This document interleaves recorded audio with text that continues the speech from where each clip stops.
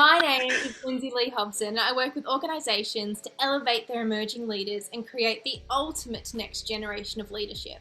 But what a lot of people still don't know is last year I founded the Learning and Development Forum, where driven and passionate L&D professionals come together to exchange trending topics and innovative suppliers and the best way to overcome their challenges for the 2022 year ahead. And at the end of this week, we are actually hosting our very first conference for members of the L&D Forum. And that conference is going to be held in the metaverse, which we are so excited about because it means that we're here today with Ewing Gillaspy, who is our sponsor from Topia. Welcome, Ewing. How are you? I'm great. Thanks for having me, Lindsay. For a lot of our members, one of the things that they're really excited about is actually giving the metaverse and Topia a go, because most of us have not yet been in the metaverse. So can you tell us a little bit about what Topia actually is? Yeah. The metaverse is a very, it's in a hype cycle. So by definition of a hype cycle, we are right in the inflection point where big, huge companies are talking about it, VCs are investing in it, and still a lot of people don't actually know what it is. It's a reminder of the beginning innings of crypto and AI and blockchain and some of these other emerging technologies that now we don't think of as emerging anymore, because when you talk to the average business that has more than 1,000 employees, 94% of them use AI. And that's an IBM stat from my previous life. That's where we drew the line of a size of companies that we would try to go after in our AI business. 1,000 employees, they pretty much have made a bet. Now, how many companies have made a bet on the metaverse? Well, if you look at what Nike did with the Nike World, they built a $5 million world that had 7 million visitors in the first 90 days, but nobody bought any sneakers. And so people are kind of going, well, if people aren't buying sneakers in the metaverse, then what's it even for? And so let me zoom back out for a bit. The metaverse is a bunch of different things. It's 3D headset, Oculus, Facebook owned properties that want to put you inside of this headset and keep you there forever. It's AR from Bezos's Amazon acquisition of saying, you know what, why don't we just help you put furniture in your house and show you what it looks like. It's Google's version of, and they actually were first to market. We often forget that Google Glass came out in 2013.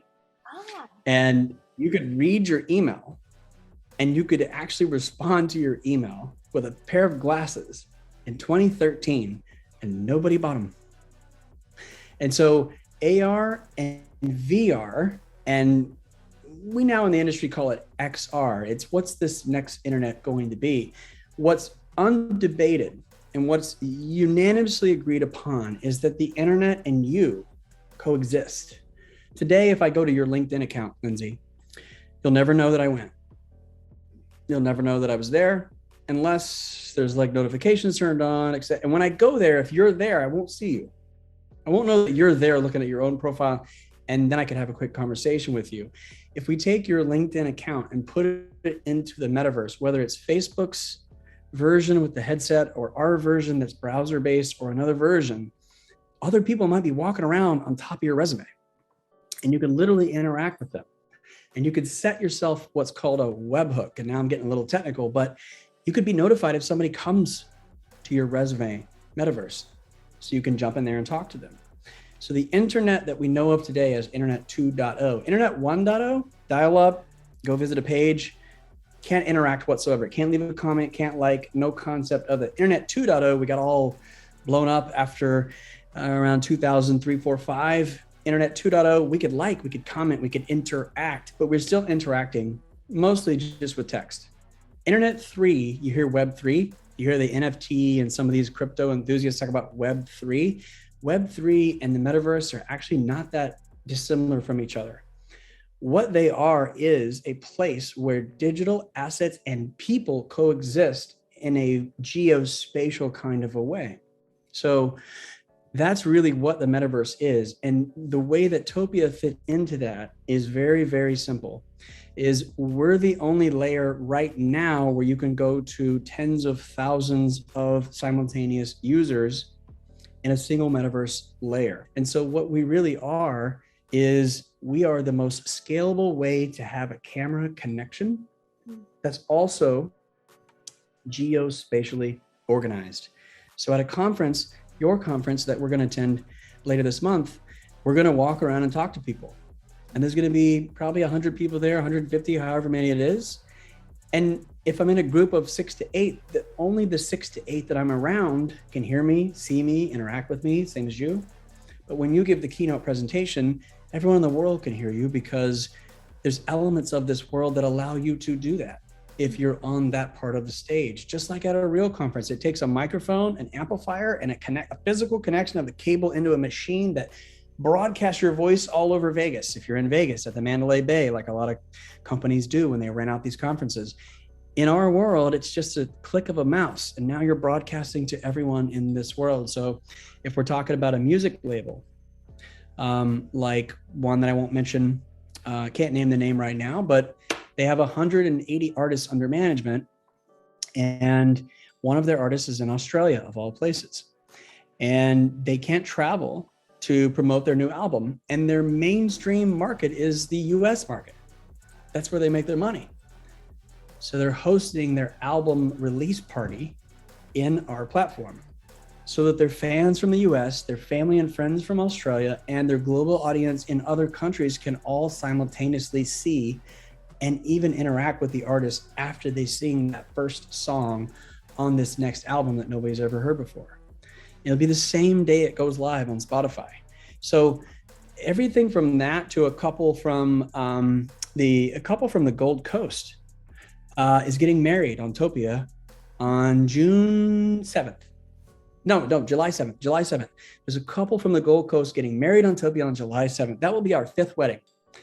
We are definitely not in the wedding business, but a wedding, right? And a music album drop, and the largest marketing software company in the world, Adobe, is having a 10,000 person event right now as we're talking live. They are literally right now from India, from Europe, and from the US, all coexisting and essentially hacking together the next best version of Adobe in an internal hackathon. That's all I can say about that project. So all of those different use cases are about as wide and diverse and different as they could be. They're all made possible because every person in those different use cases and deployments feels like they're closer to real life than they've ever been without being in real life. So closer to real life than I have ever been without being in real life. That is literally what we do. It made it very clear, and I think what I really appreciate about partnering with yourself and Topia is that you simplify something that for the everyman who's not in that space to be able to use and benefit from.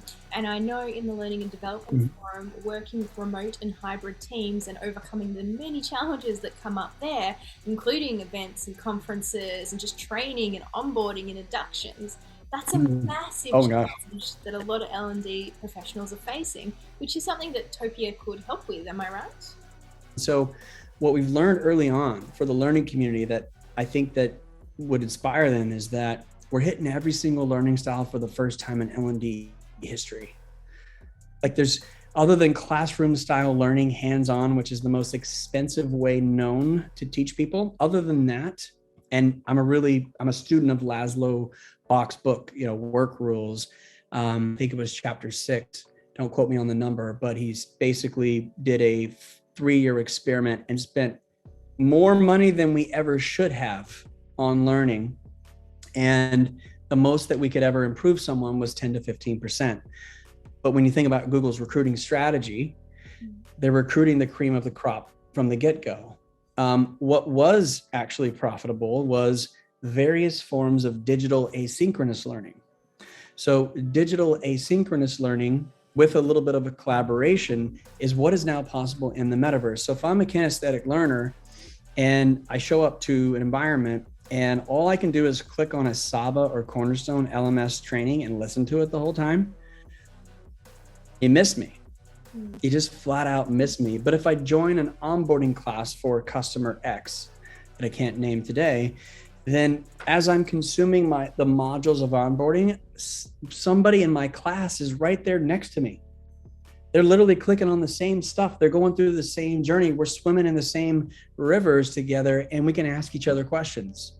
And we could even debate and maybe have a little scrum on a board or Miro or mural or whatever people use. So the learning styles, the three distinct ones that are out there, they can now all be represented. So the most exciting thing I can think of as a learning professional is now I got a platform I can reach everyone.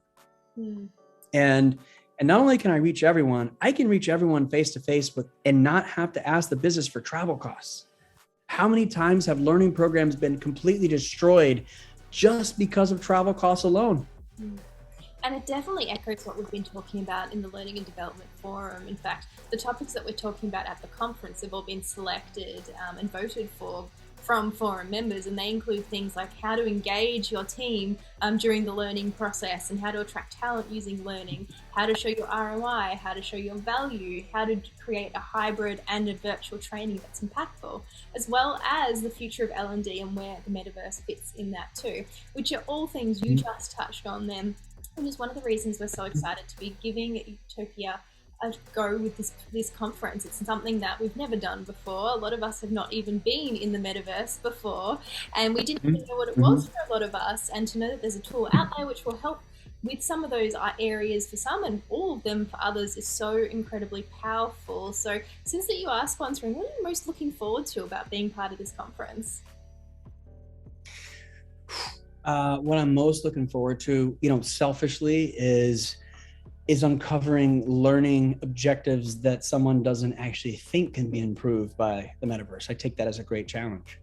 I look forward to interacting with people from this country that I've grown to love, Australia. I mean, why, that's awesome, and so that's a little bit of a personal thing. So I'm extra enthused that your audience is already anticipating this, wants it, asked you for it, and is explorative in nature. So an audience that's asking for the metaverse is screaming innovator, early adopter. And it might surprise you, probably not, but we are looking for innovators and early adopters. So, these are the folks that I really want to be talking to. And I grew up in corporate HR, so I have a little bit of a, soft spot for the function and how, sometimes it's underinvested in. And here we are in the metaverse having an L&D event. So that's kind of special for me.